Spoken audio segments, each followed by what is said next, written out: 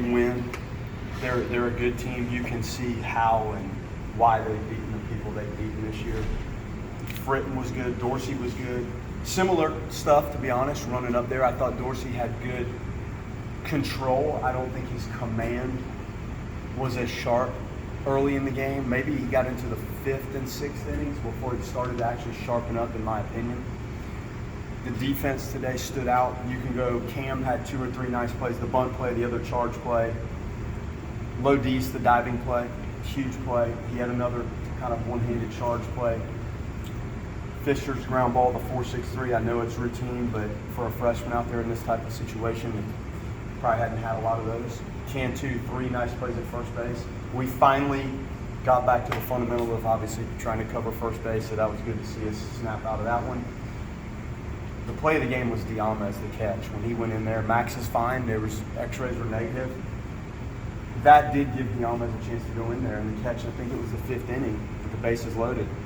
If he doesn't come up with that, that ball is sitting on the warning track in center field, and it's probably an inside the park home run.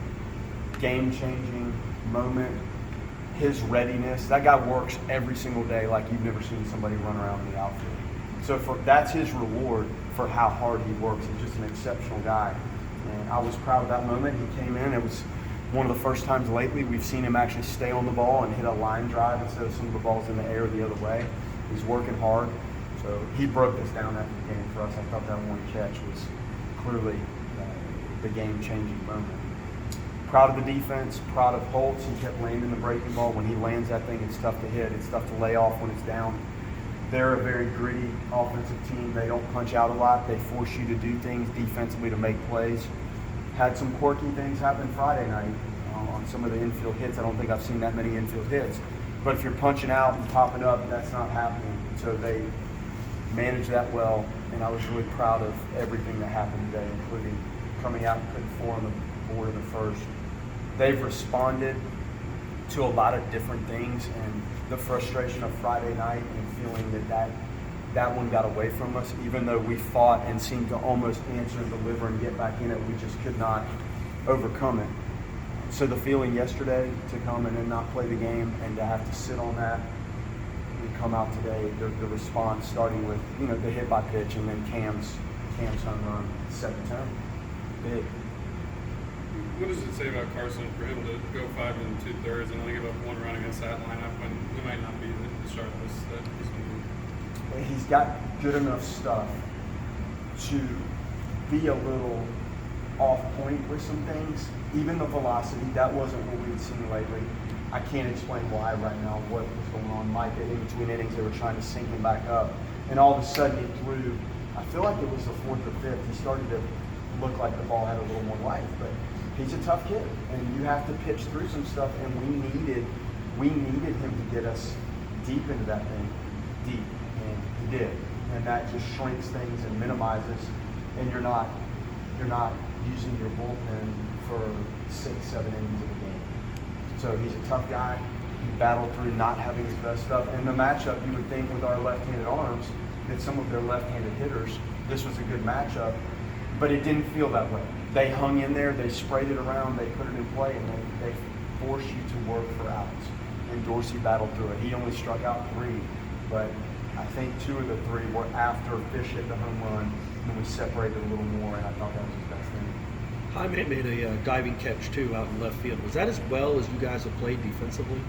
I mean, you guys have been good all year defensively, but some really highlight reel run-saving catches. No doubt. Jaime came and got that ball really well. He's worked so hard. You guys, if you ever want to pop out here in September and October when we're starting this and they're playing balls off the bat, it's exhausting. That's our conditioning. And that's the truest rep you can get is a ball off the bat.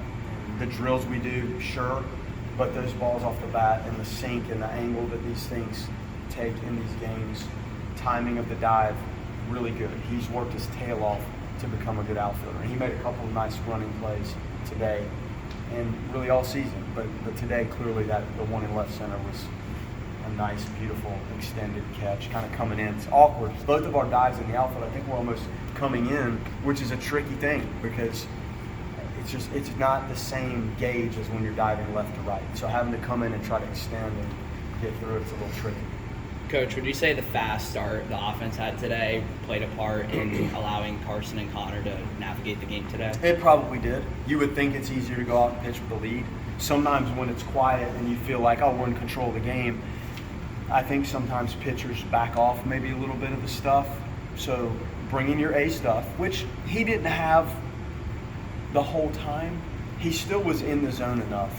And you look at their walk strikeout totals, it's tough. Like they're not an easy group. So you would think in theory pitching with a lead is more comforting to the guy on the mound. And most of the time I would say that, but some guys back off a little bit. I didn't think he did that at all. He had to sleep 2 nights knowing he was going to be the starting pitcher. Can that be a weird thing for a kid that hasn't started a lot at this level? He thought he was going to pitch yesterday until, I don't know, 6:50, and then has to sleep on it again and pitch. Probably is strange. I hadn't thought about that. He's a hard-working guy. This time of year, does the rest help you, or does the rhythm of what you're expecting to do throw you off? I hadn't really thought through that before. I guess I almost look at it as, okay, it's a rest opportunity. And this time of year, like clearly the arms they're worn a little bit. I'm not saying worn out, but they've been worn. And maybe it did affect him a little bit, coming out and not quite being as crisp, but I liked it, to be honest. When we had to deal with what we had to deal with yesterday and you didn't play, like it almost makes you feel better bringing Holtz back and Dorsey, and it just gives everybody a little more time. It seems like Carson is often at his best in adverse situations, guys on the base, things like that. I guess, is that from your experience something where clutch can be a trait and some guys have more than others, and how much does that fit him? Some guys seem to dial it up, and I've had a lot of pitchers in my time that seem to dial it up. Now, when you're dealing with traffic, like the risk of what could happen is greater. And we saw him out of the pen a couple times. The traffic wasn't necessarily his friend, but when he's gone in and he's started and he's had to deal with some stuff, maybe the feel for the game and the rhythm and what he's doing on the mound has helped him. And he dealt with it today a lot. There was a lot of, not crazy stuff, but he kind of was in it a little bit, and they bunt, and there's all aspects of your game have to be on when you have a team that clearly uses the bunt game and can run, and they have the lefties and righties. You're not really ever settled in what you're doing. But he managed it, and he did pitch his way out of some stuff. Was there a chance to play 2 today, or was it a travel thing with them? That field, by the time we left yesterday, that field was so muddy, and you had the lightning. Like at 8 o'clock, we're in a lightning warning again. So if you start the game at 7:02, this would have been a complete mess. Because of the damage that occurred to that dirt, I was worried about it at noon. Like we couldn't take infield, outfield because there was going to be no way to get the field right. To try to play a game at 10 was not feasible with the condition of the clay. That clay is very sensitive, and when it takes some moisture like that and you can't get it dry, once you put the tarp on overnight, it's not dry. If anything, it almost gets more damp. So there was no shot to figure out a way to start. You couldn't start a game at 9 or 10. We talked about it, but we could barely get it going at 12:30, to be honest. There were some areas on the field that really concerned me, and their safety is my number one concern. And it would have been impossible. You would like to say, hey, at 9 o'clock you could do it. We had no shot. We couldn't take infield, outfield at 11:45. There's no way we could have done it. I think it was a couple weeks ago you talked about Cam impacting the ball to the pull side a bit more.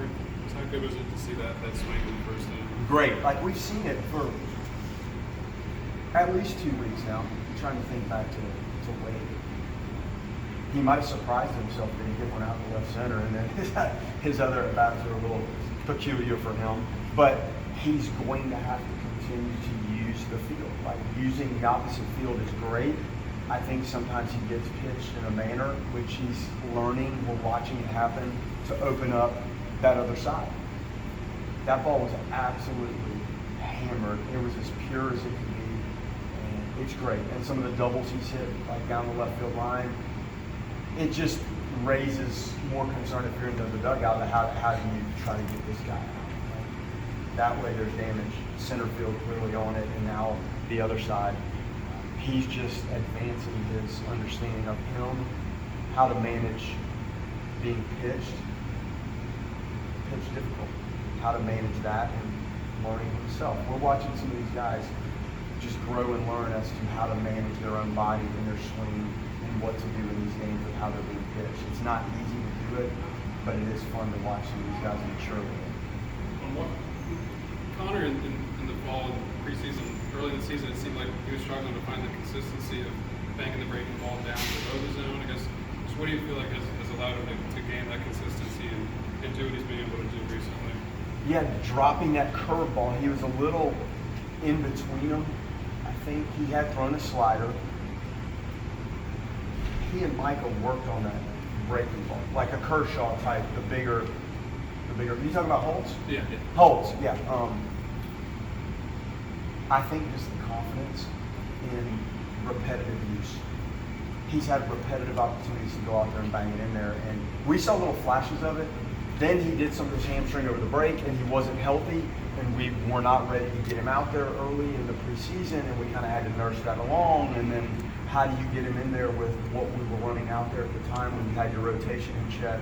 You had Dorsey, you had Ox, you had all these guys to use out of the bullpen. I think more than anything, it was getting healthy and then getting into a game and having a good outing and having another good outing and then learning that his role obviously increased and the frequency of us running him out there increased. So I think that's what it was. He was not quite ready when we started. He's ready now. Like just real quick, and just on that point, him going the length of innings that he did, frees up your bullpen, frees up your starters here going into Jacksonville, and then the day, not going according to plan on Saturday, so your staff's pretty fresh. Does that give you a little bit of flexibility going into what you decide to do Tuesday? I mean, some of those Tuesdays have been tough, and our schedule's not easy in the middle of the week. There's no breathers. There's no breathing room. Whether it's here or on the road, it's tough. So the more options you have going into it, I'm not saying the starting piece, we're probably not manned to think somebody's going to throw 8 innings on Tuesday. But the group of them can clearly do it. So when Mike and I go start to break this down here, it's more fun to break down what we can break down now than it could be if you had to use 7 guys today. Good.